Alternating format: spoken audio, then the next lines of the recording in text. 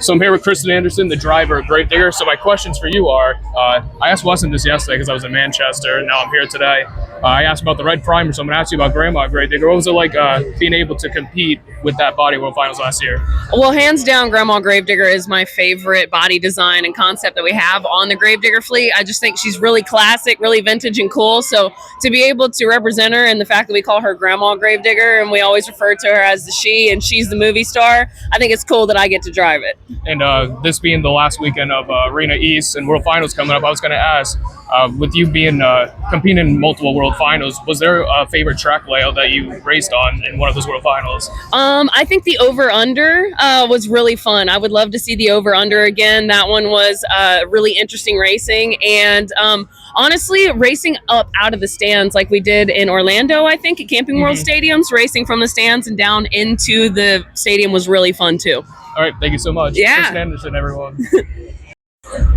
So I'm here with Logan Ashline, the driver of Sparkle Smash. So I asked you in Providence about what you were expecting for this year. So since this is the last weekend now of this tour, how do you think your first ever Monster Jam full season tour has been for you? You know, I was working really hard to not cry today, and I knew I was going to cry. I tried really hard in that interview that I just did for Pit Party to not cry, and I think you're about to get me crying because this season has meant so much to me. This is all I've wanted since I started with Monster Jam, is just the opportunity to drive, to learn, and I feel like I've made progress this year, especially since Providence. I feel like we've come out here and we've done so much better than I would have expected to, and it feels really good to have a whole season under my belt and say that I did it, and I did it while growing. And for my second question, my final one, last weekend you got your second overall of this tour. What was it like grabbing that overall event championship last weekend? I couldn't actually believe it. I didn't understand that I was that high in points, and they were actually distracting me back in the pits because they didn't want me to know how close I was. And so I was just stunned. I was like, there's no way we run 2 overalls in our first season ever, and it felt so good. And I got my first 2-wheel skills win. It's been so amazing, and I'm just very humbled by this entire experience. All right, thank you so much. Logan Ashline and Sparkle Smash, everyone.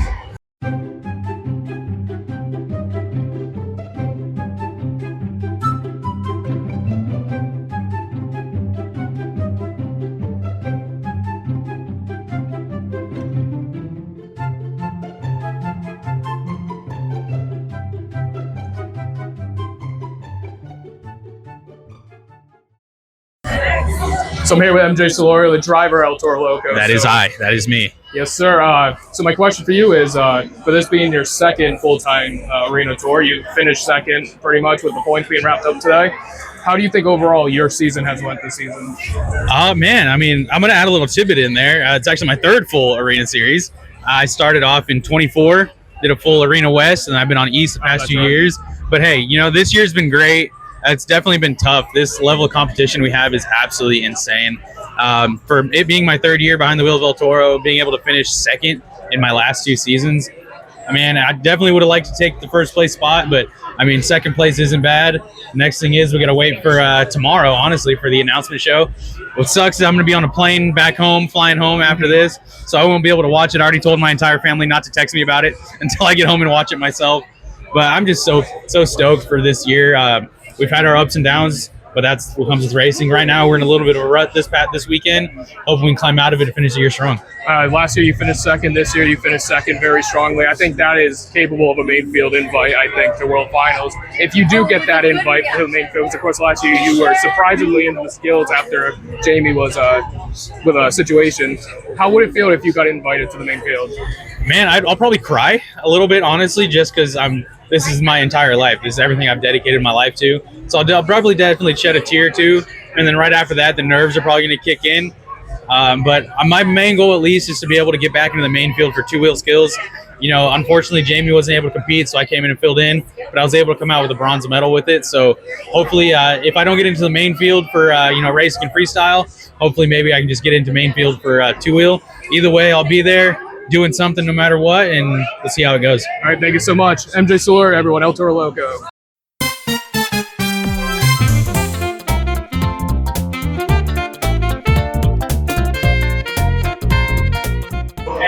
So I'm here with Cody Socia, the driver of Dragon. So my first question for you, being on the arena tour this year, I say you're known for your racing. Has this been one of the hardest racing tours you've ever been on? Yeah, for sure. You know, not only the competition, but the tracks themselves. The Northeast, I don't know if it's got a lot of rain or what, but man, we've had some treacherous dirt to work with, so it's been a challenge.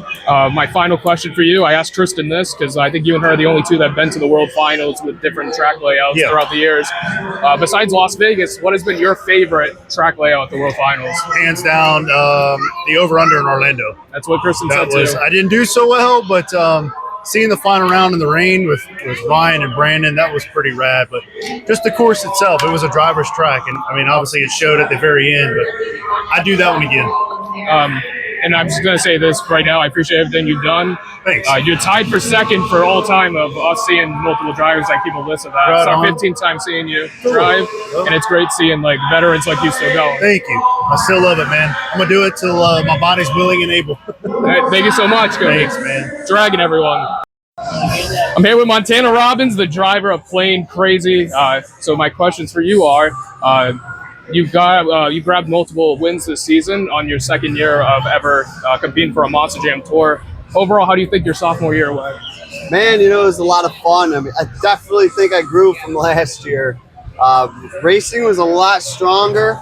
I mean, just all around, I was a lot stronger. I picked up a few notes from everybody this year, and we had a lot of fun for sure. Of course, you guys were in Syracuse last year, and coming up, you're going to be in Foxborough for your guys' second stadium show ever. Will we see Plane Crazy hit a backflip?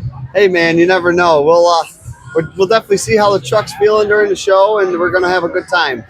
All right, thank you so much. You got it, buddy. Montana Robbins, Plane Crazy, everyone. So I'm here with Triton Robbins, the driver of Crazy Train. So my questions for you are, I don't know where the points is right now between you and Cody for the third battle, but of course, coming into it, you were in third coming in.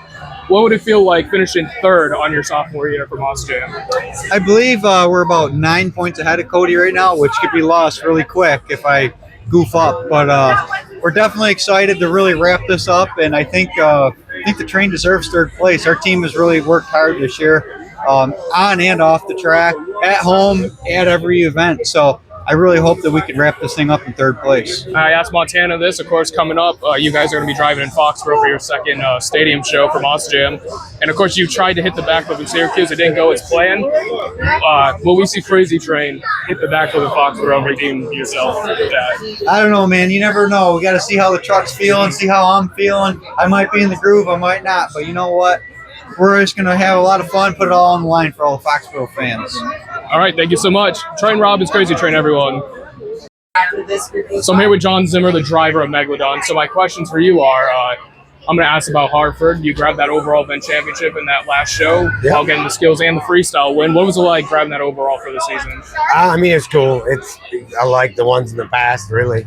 It's a little more fun because a lot of the young generation has never seen me flip or gone through YouTube and gone back. And so it was just a fun weekend, fun day to get an overall, throw a backflip, get a skills win.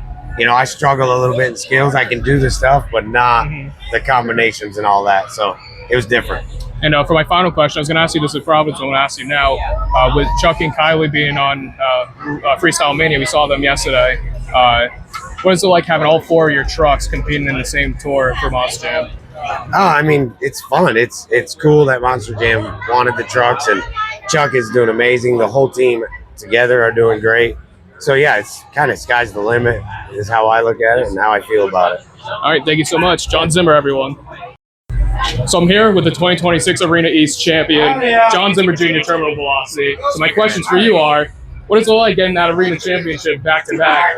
It's super sick, dude. You know, I was stoked for the first one, obviously, but I wanted to make it back-to-back, man. True to make it true, and we did just that. Been burning it down all season long. You could say you're the first independent to win a show, a tour, and then you could say you're the first independent to go back-to-back and win two all together. Yeah, absolutely, dude. Hopefully I can keep the streak going as long as I can, you know. Maybe next year we'll get a third one, but super stoked on the back-to-back. And for my final question, you're using the blue bias, my first time seeing it in person.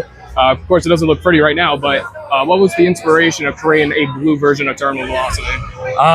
It was honestly just I needed something. I didn't need something different for World Finals, but I figured if I was going to do something different, orange isn't the hottest flame, you know, blue is. So that's why we brought the blue one out.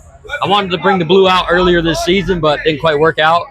Got it for this weekend, and it made it one event, and I crashed right where we were standing, so it's already toast. All right, thank you so much. John Zimmer Jr., everyone. Yeah, man.